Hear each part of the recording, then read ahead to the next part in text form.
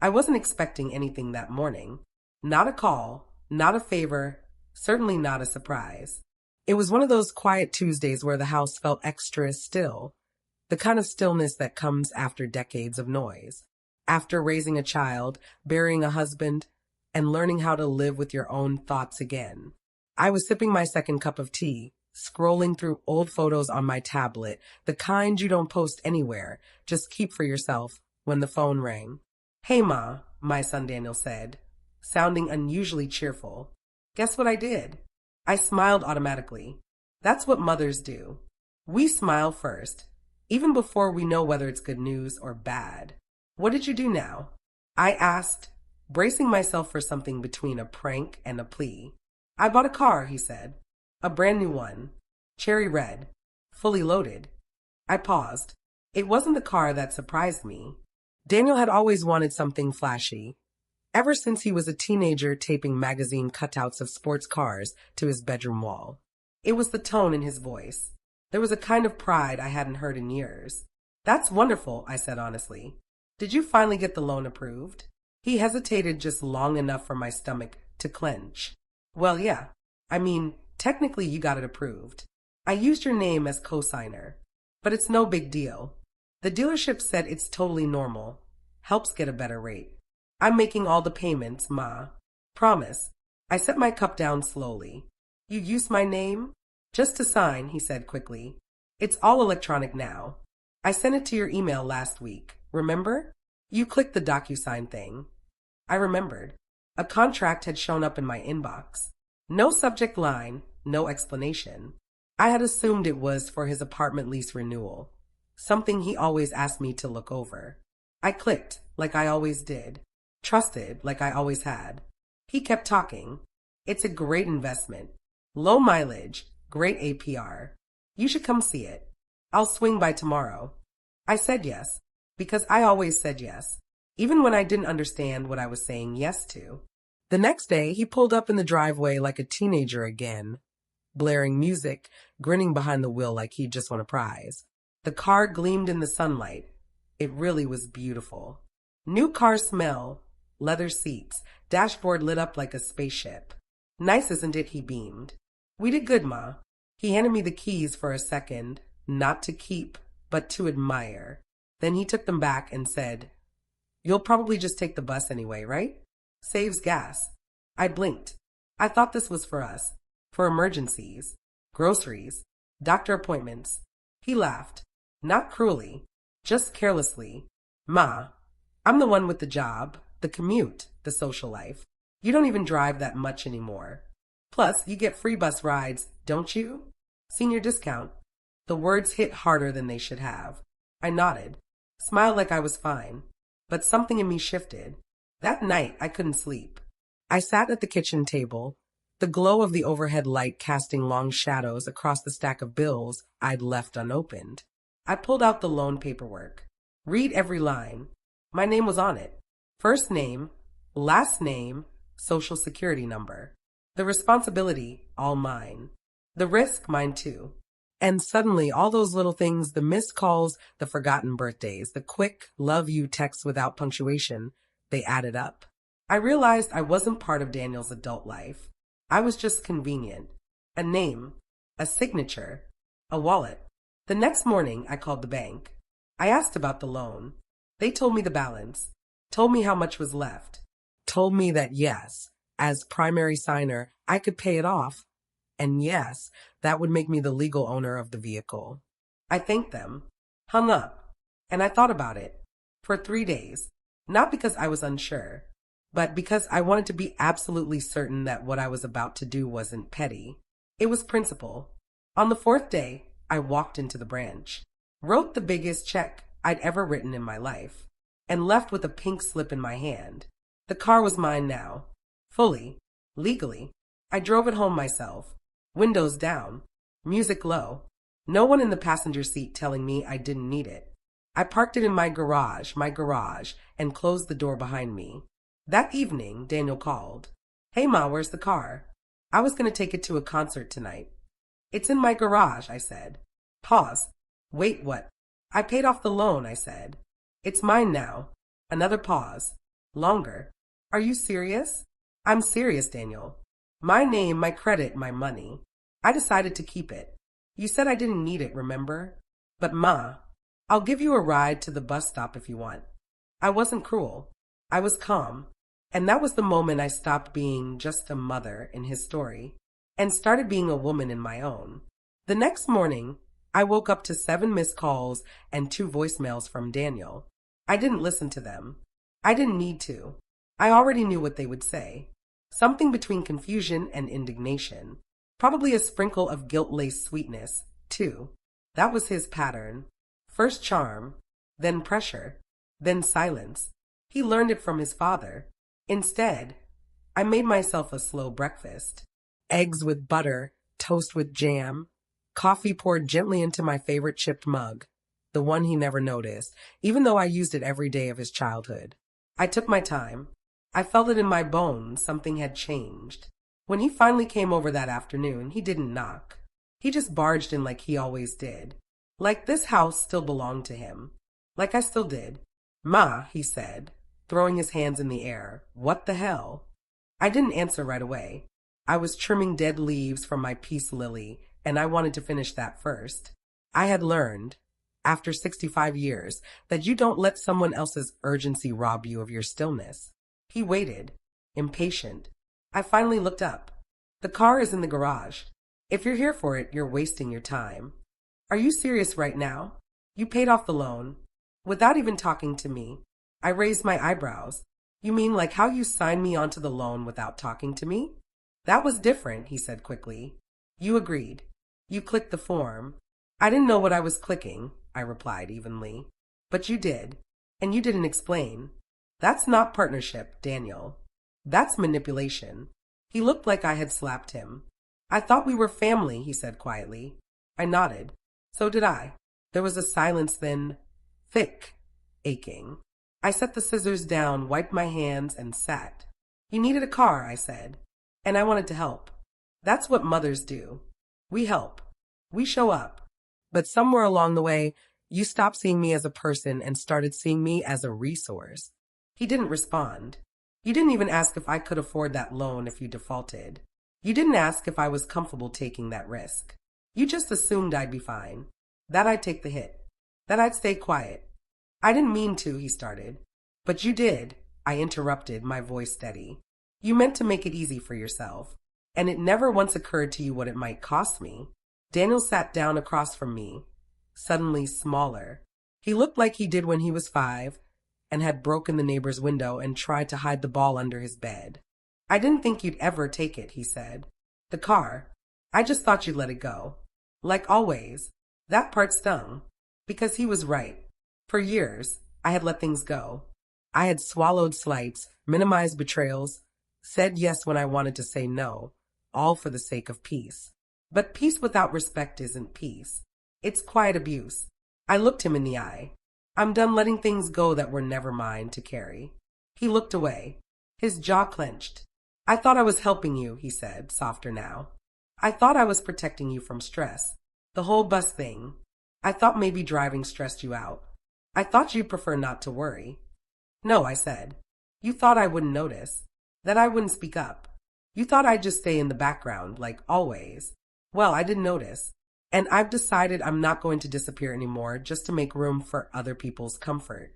We sat in silence again. He ran a hand through his hair. I don't even know what to say. Try thank you, I said, for paying off your car, for protecting your credit, for setting a boundary I should have set years ago. He let out a short, bitter laugh. It wasn't supposed to be like this. No, I agreed. It was supposed to be fair, but it never was. He stood then, slowly. Not angry, just stunned. Okay, he said. Okay, Ma. You win. I shook my head. It's not about winning, Daniel. It's about worth. Mine. Yours. The difference is, I finally stopped giving mine away. He left without another word. I didn't cry. I didn't watch him pull out of the driveway. I just turned back to my peace lily, snipped another leaf, and whispered, it's about time. That night, I slept with the keys beside me. Not out of fear. Out of principle. I had spent a lifetime giving away pieces of myself. My time. my money, my voice. But this time I kept something. And it felt like the beginning of a new chapter, one where I didn't have to shrink, explain, or disappear just to be loved. One where I finally got to drive. 3 days passed before I heard from Daniel again. This time, he didn't come to the house. He sent a text, short, cold, and distant. We need to talk. I stared at the screen for a long time. It didn't say Mom. It didn't say, can we talk? It said we need to. Like a meeting. Like a summons. Like he was still the one calling the shots. But I agreed. Because sometimes you don't have a conversation for them. You do it for yourself to make your truth known. Out loud. No longer buried under years of polite silence. He chose a coffee shop halfway between our houses. A neutral zone, I suppose. When I arrived, he was already there, tapping his phone, not looking up until I sat down. He didn't hug me, didn't ask how I was, just started with, this whole thing with the car, it's gotten out of hand. I said nothing. He continued, I've talked to my friends, and honestly, a lot of people think what you did was dramatic, that you overreacted. I blinked. Your friends? Yes, he said. People our age. People who understand that it's normal for parents to help their kids get started. That co-signing alone doesn't mean taking ownership of something. I let that sit for a second before replying. Did you tell them you weren't making payments? He faltered. I was going to catch up. Did you tell them the loan was in my name? That missed payments would affect my credit, not yours. He didn't answer. Did you tell them I was still taking the bus while the car I signed for was parked at bars and concerts? Still nothing. I leaned in slightly, voice calm but sharp. Then maybe they don't have the full story, Daniel. Maybe you didn't either. He looked away, sipped his coffee, said nothing for a long moment. Then finally he spoke. You're right. That threw me. He looked up, eyes softer now. I didn't tell them everything, and I didn't think it through. I guess I got used to you always backing me up, always making it work. Ever since I was a kid, I didn't speak. He continued, even when Dad left, even when I dropped out that one semester, even when I got fired from my first job. You always caught me. I exhaled, and you assumed I always would. He nodded slowly, and for the first time in a long while, I saw not just my son, but the man he was trying to become.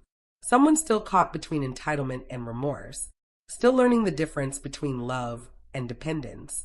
I didn't mean to use you, he said, but I did, and I'm sorry. I nodded. Thank you. He looked relieved, like he thought that was it, that the apology alone would undo the damage. But it wouldn't. I accept your apology, I said gently, but that doesn't mean things go back to the way they were. His eyebrows furrowed. What do you mean? I mean we move forward. But differently, with new terms. He shifted in his seat. I continued. From now on, I'm not your cosigner. I'm not your backup plan. I'm not your safety net. I'm your mother. And if you want that relationship to continue, it has to come from a place of respect, not assumption. He nodded slowly. Okay. And if you ever need help again, I added, you'll ask. You'll explain. And you'll give me the space to say no. His voice was quiet. I understand. We sat in silence after that. Not uncomfortable. Just honest. Finally, he said, so what happens to the car? I took a deep breath. It's mine. Fully paid. In my name. And for now, I'm keeping it. He didn't argue. Just nodded again. Fair enough. And then he reached across the table and touched my hand. It was a small gesture, but it carried something real. That night, I drove home with the windows slightly cracked, letting the breeze sweep through. It was the same road I had driven 100 times, but it felt different. Like I wasn't just going home, I was returning to myself. I parked the car in the garage, locked it, and stood for a moment just looking at it. Not because it was a car, but because it was the first time in a long time I had taken something back. Not out of revenge, but out of clarity. I wasn't angry. I was awake. I didn't plan to change everything overnight. It's not in my nature.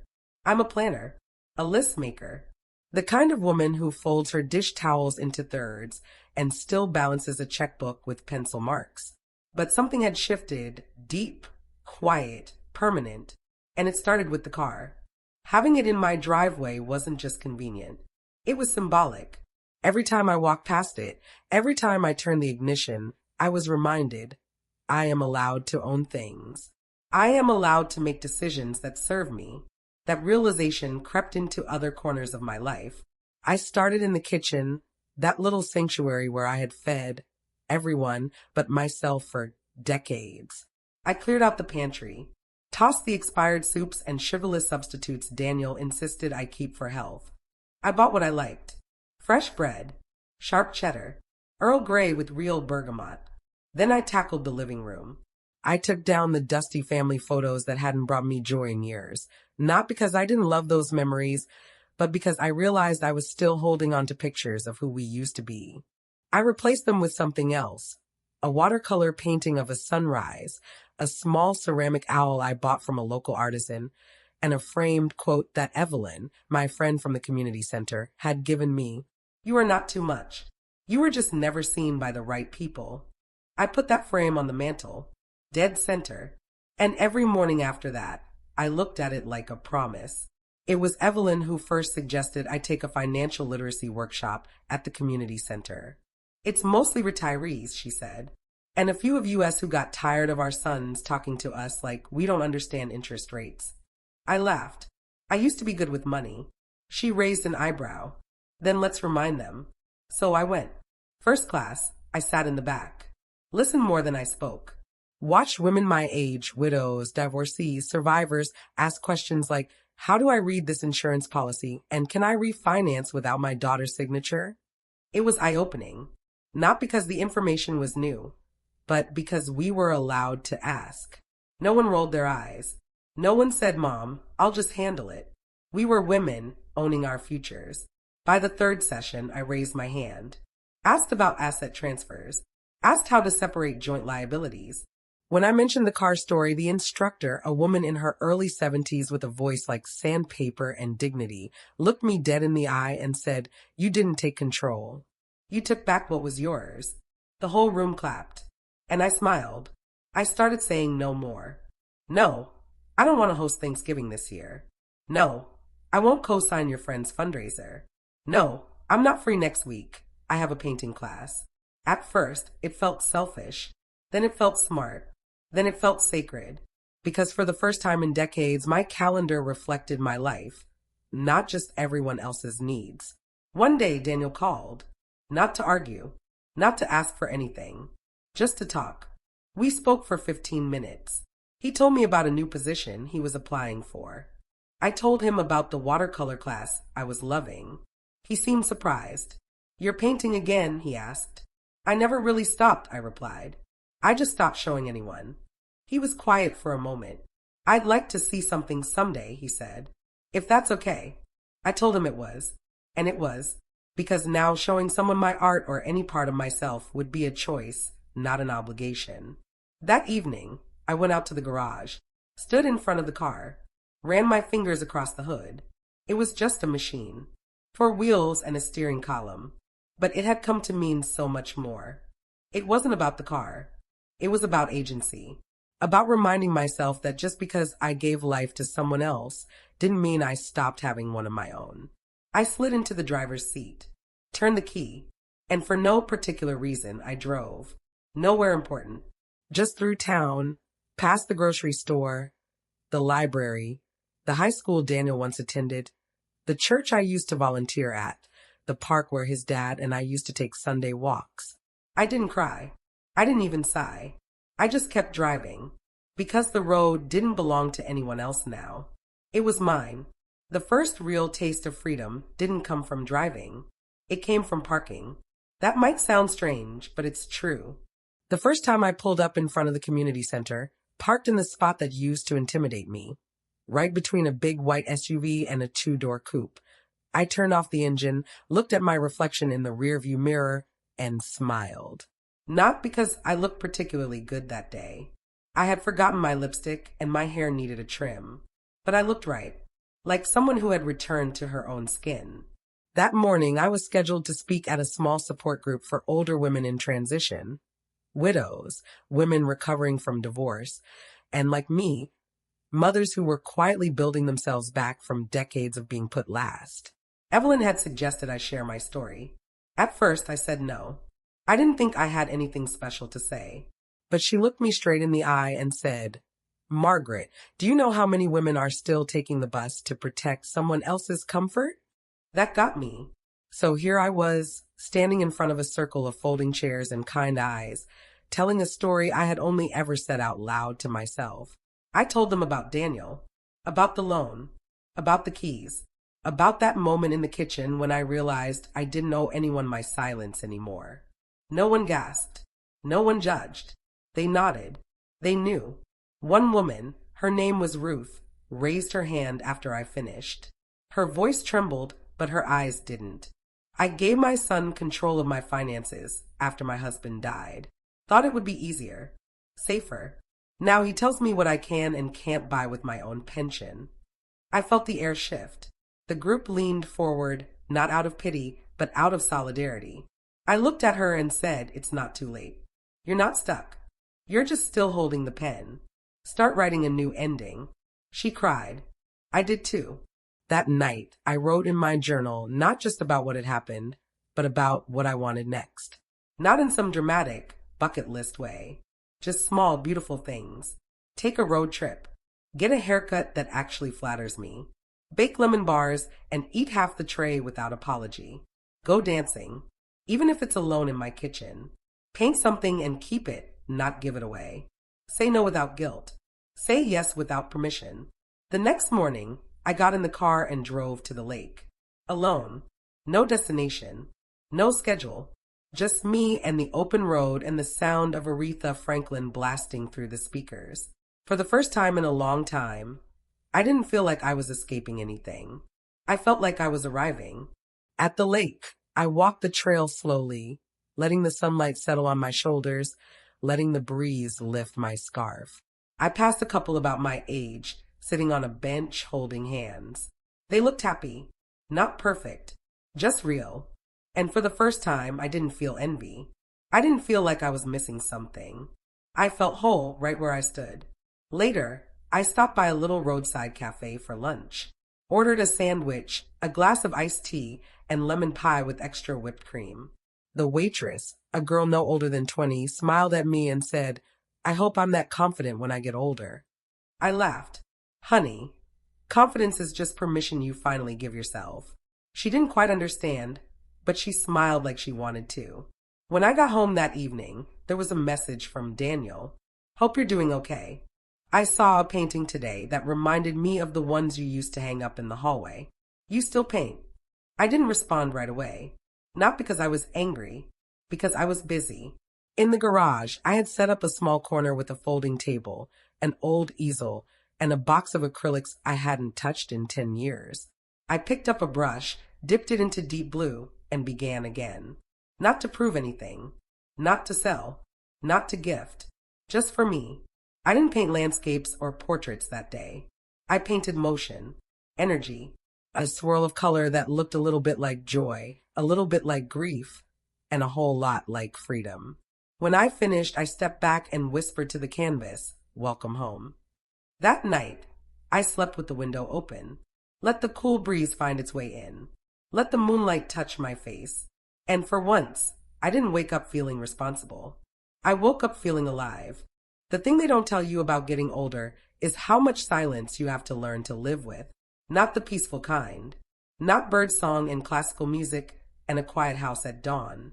I'm talking about the kind of silence that follows you through the grocery store, into the waiting room, into the kitchen after dinner when there's no one left to call you mom with urgency. That silence used to feel like a weight pressing down on my chest.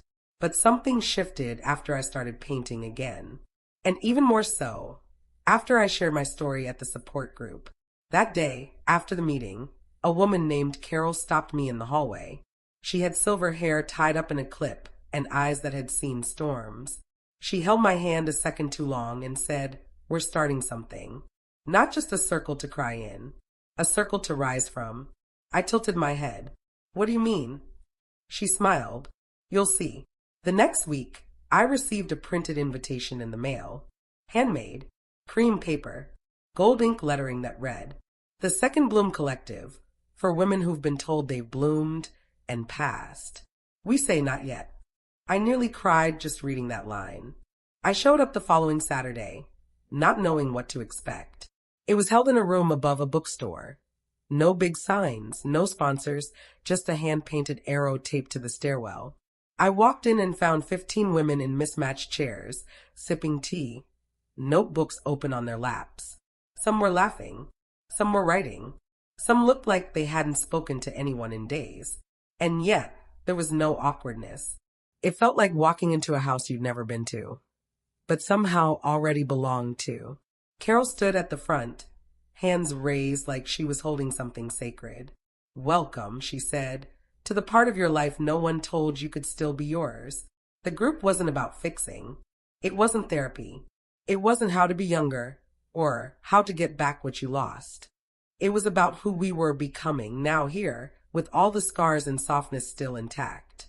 We shared things, not just stories, wisdom. Ruth talked about going on her first solo trip at 72.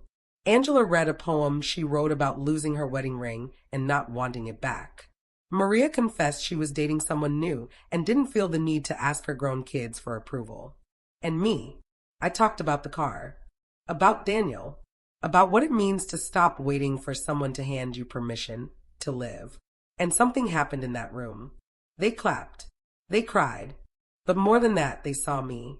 Not as a mother, not as a senior, not as a woman with a past, as a full, breathing, becoming person. After the meeting, I lingered. Evelyn came up beside me, linking her arm with mine. "Feels different, doesn't it?" she said. I nodded.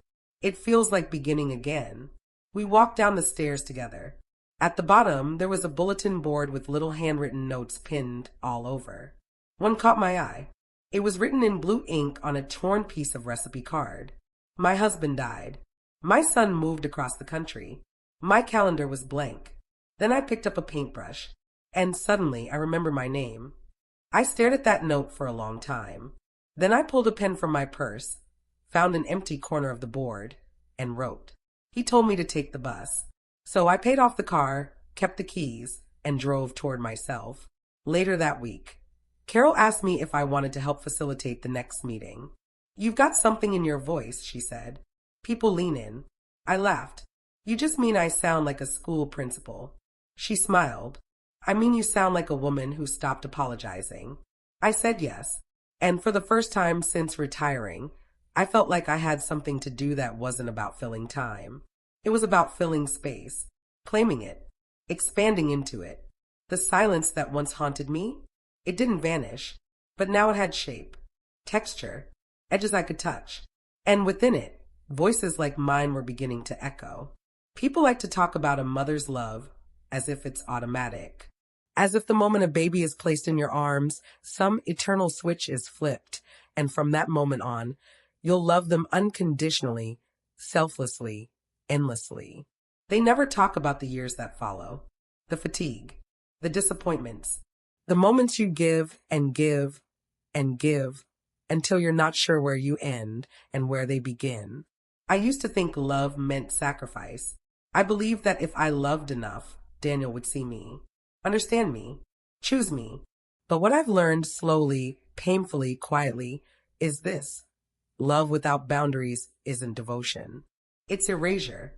And mothers deserve to exist outside the title. It started to hit me one morning while folding laundry. Something simple, mundane. I was putting away a sweater I hadn't worn in years. One Daniel had bought me on my birthday.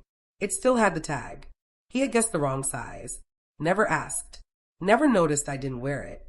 I held it for a moment, ran my fingers over the stitched letters on the label, and then I said out loud, "You didn't know me."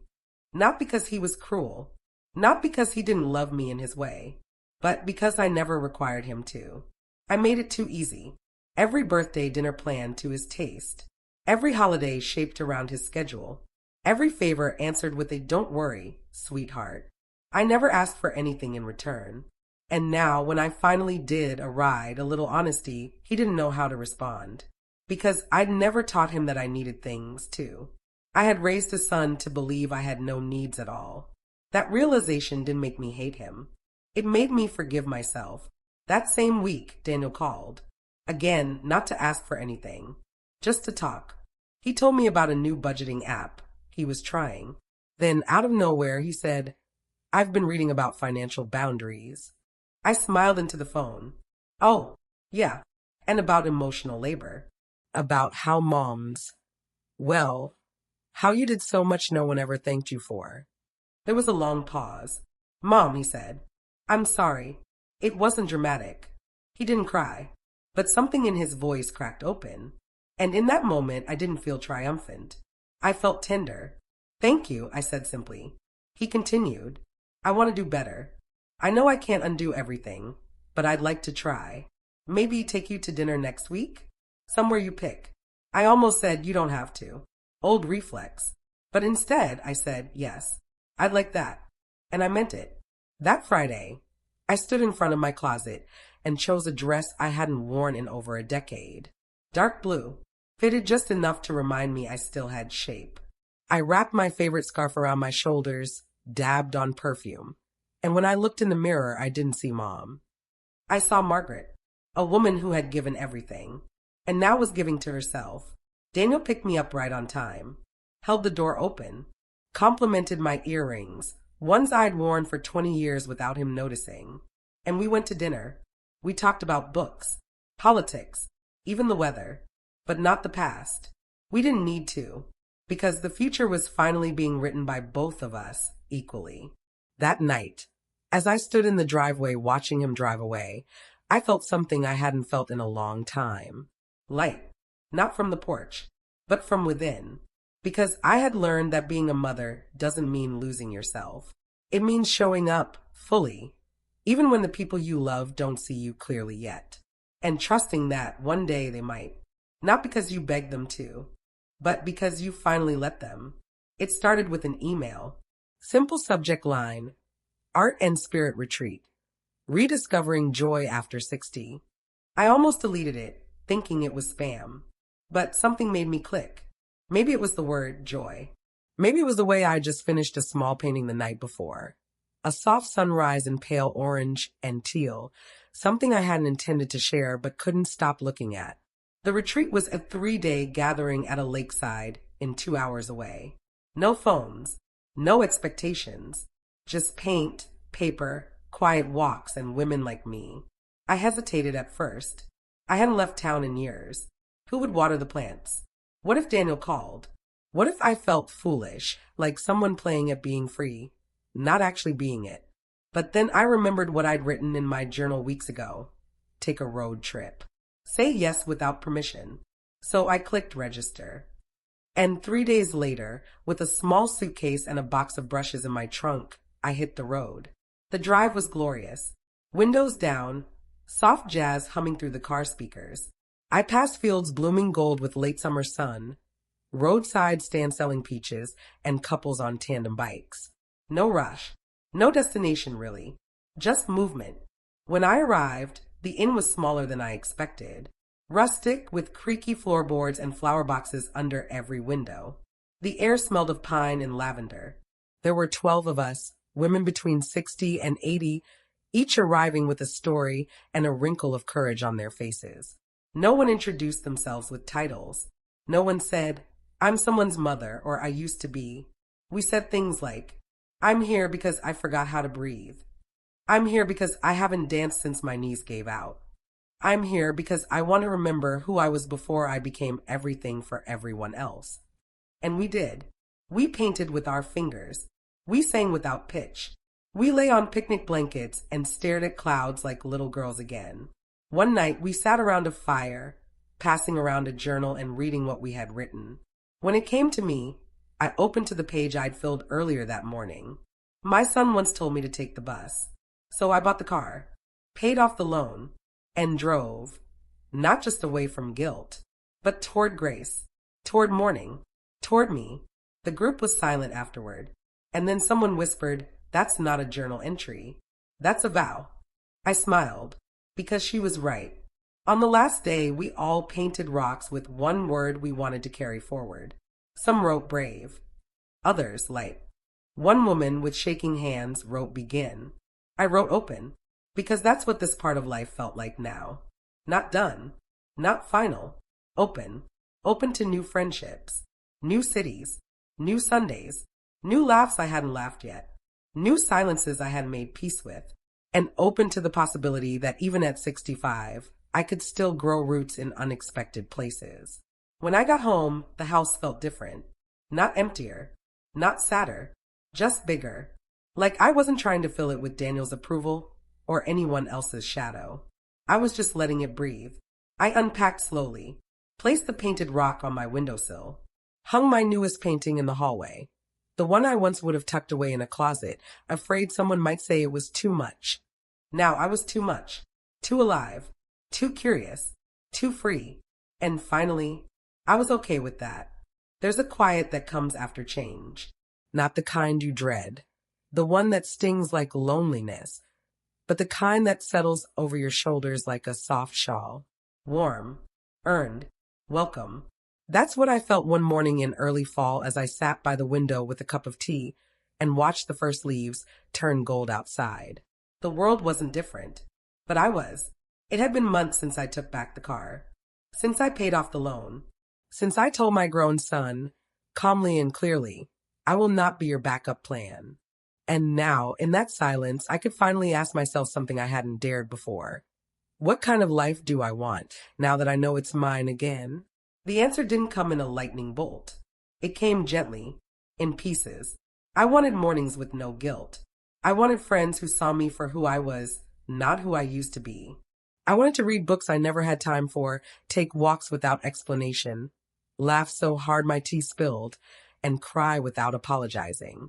I wanted to live simply but loudly, fully, unapologetically.